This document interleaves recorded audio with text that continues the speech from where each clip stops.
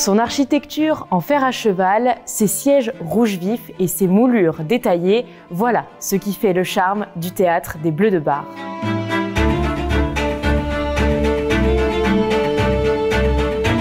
Inauguré en 1902, il est le plus vieux théâtre construit en béton armé de France.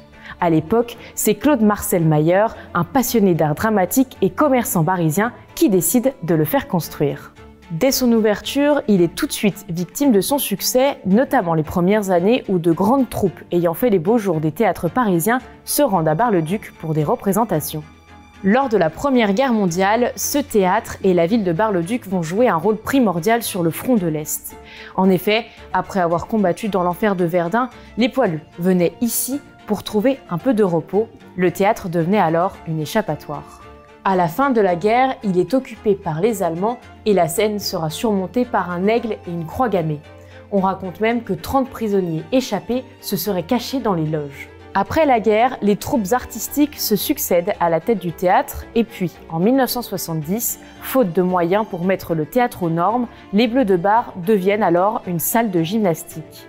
Il ferme définitivement ses portes en 2002. Et puis, en 2015, le théâtre sort de l'oubli grâce à la volonté de 3 amis d'enfance qui décident d'acquérir le lieu pour un projet de réhabilitation. Désormais classé aux monuments historiques, le théâtre se contemple déjà depuis l'extérieur comme à l'époque.